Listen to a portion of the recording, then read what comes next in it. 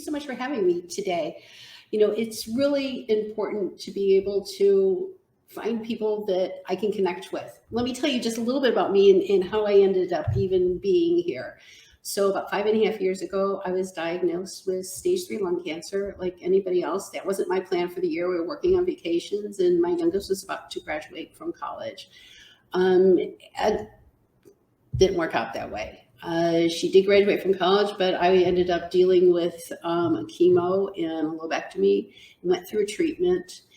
And it kind of, and as you kind of like try and process everything that's going on, if you're a cancer patient, any sort of a cancer patient, you just see something on the other side. You want to talk to somebody who's really walked the walk and talks the talk and knows how you really feel. So I went looking for that and couldn't find it. After I went through the surgery, I was able to kind of find a lung cancer support group in my hometown of Charlotte. And I connected with those people there in person and started hearing all the commonalities that we had and the same fears and the same hopes and same kind of like issues that we had, things that our patients understand only on another patient level.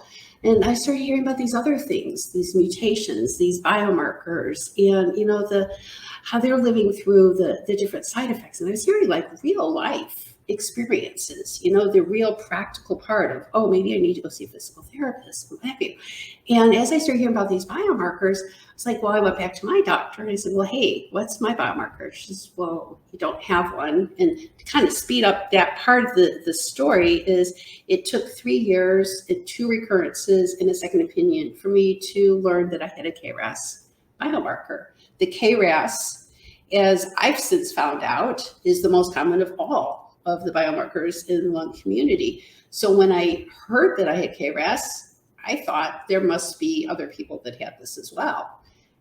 I went looking for another group of people that I could connect with, because we want to have that sense of commonality. We want to be able to have the same devil, be fighting the same enemy, and have the same name for it and that same source.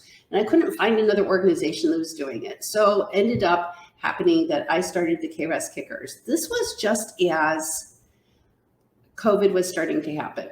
So we went online and we connected as a Facebook group and we started a website.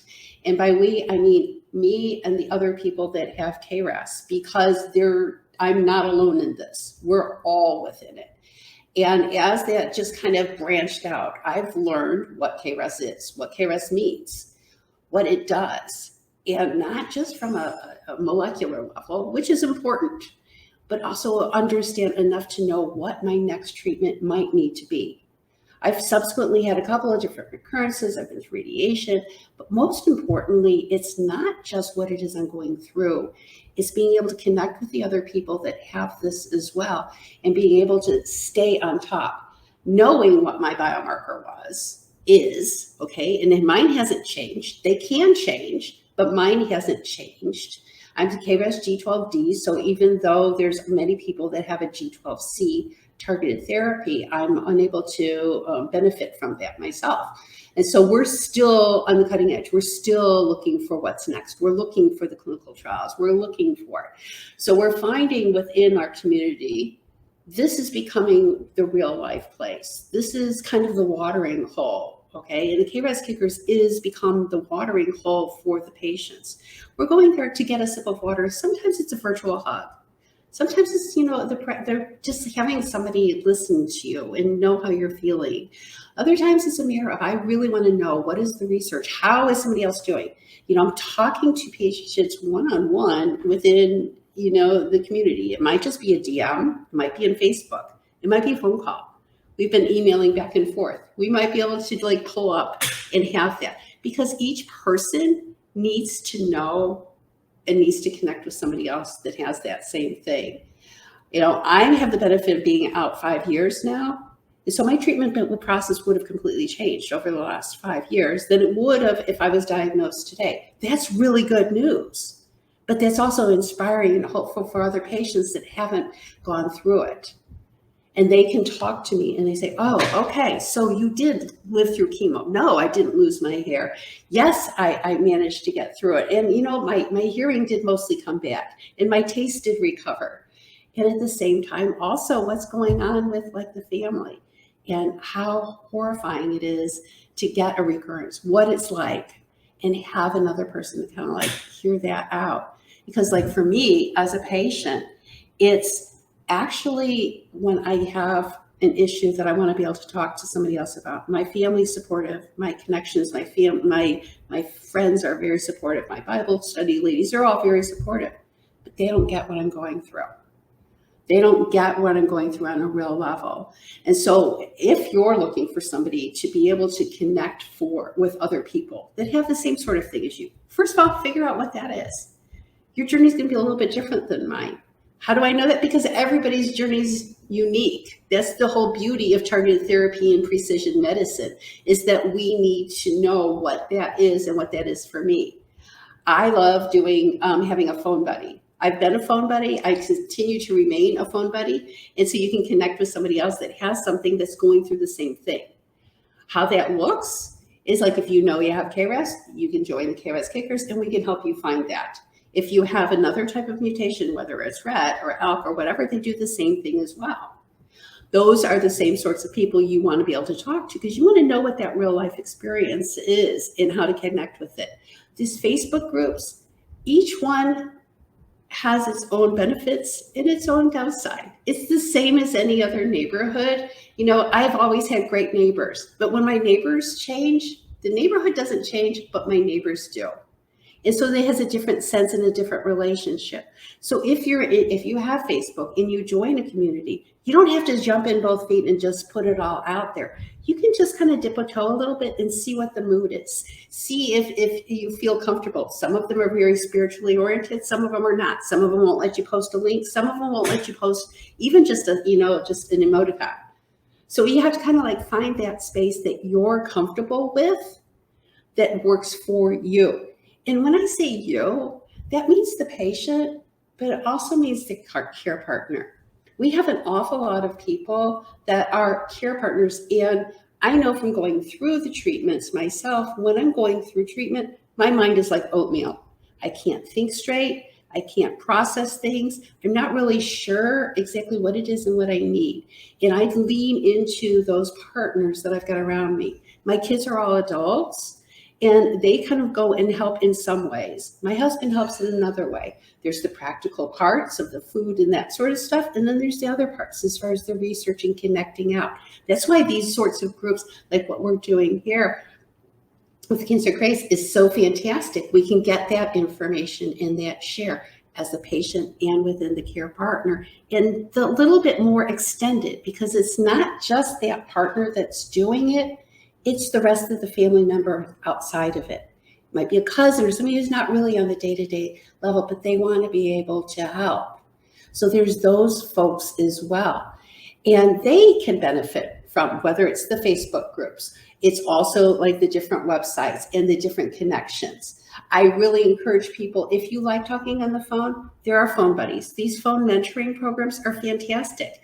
We work in conjunction with other ones that help cross-match you. In fact, I've joked so much that I wish my kids would use them to find them a marriage partner, because that doesn't seem to be going real well on Tinder. They do a really good job.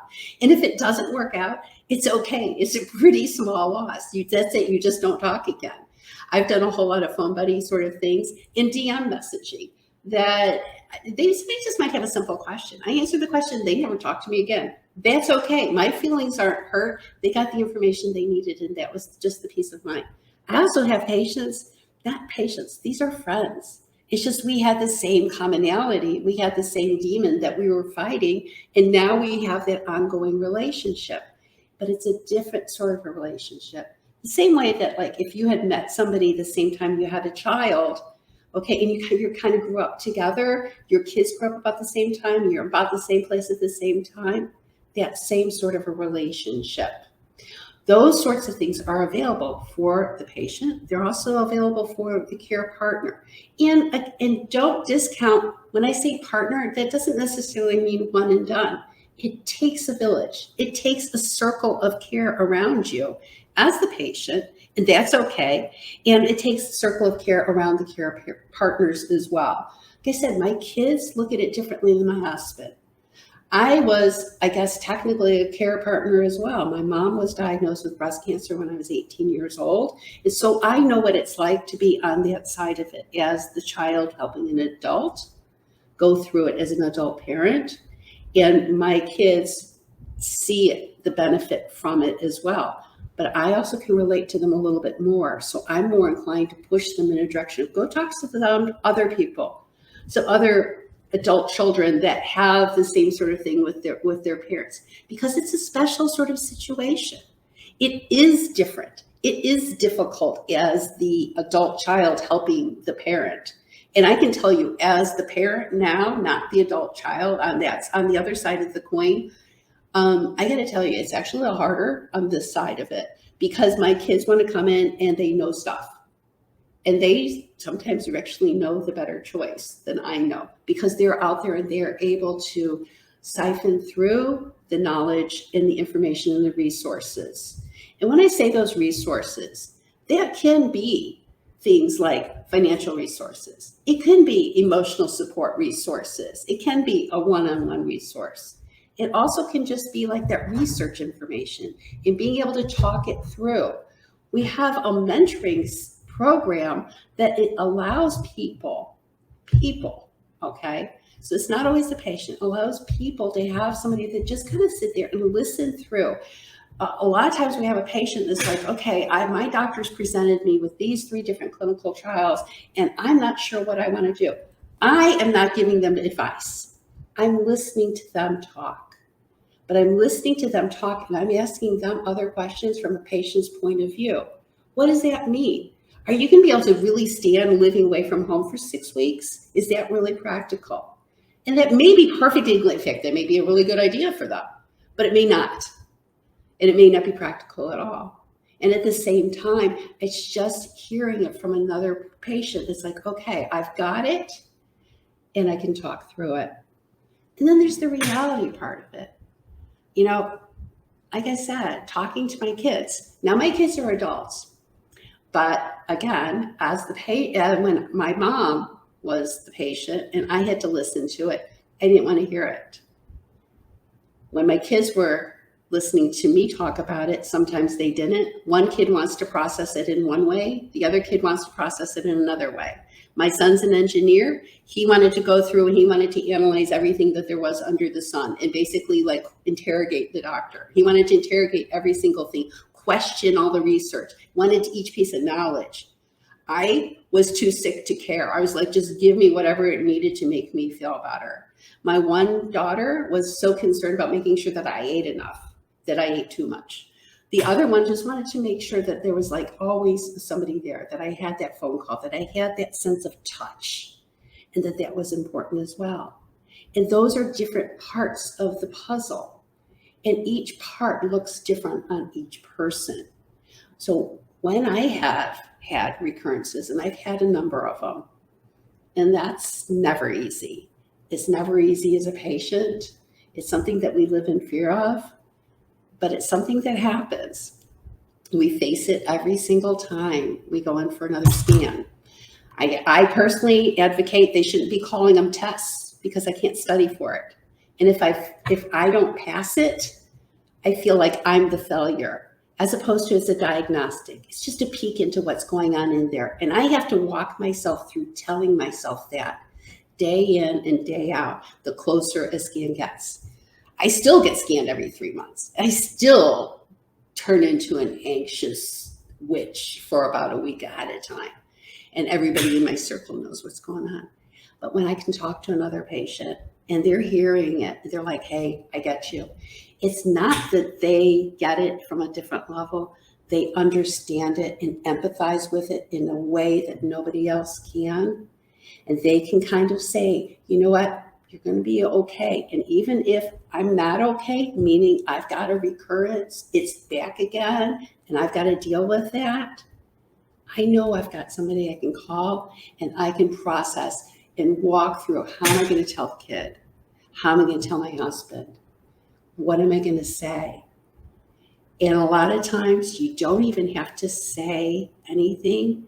Just hearing somebody on the other end of that phone call knowing somebody's on the other part of that Facebook group, just being able to put it out there and get that sort of, it's support, the hug, the sense that I'm not alone. And it's not just that I'm not alone, but you're with me, and you're with me in this.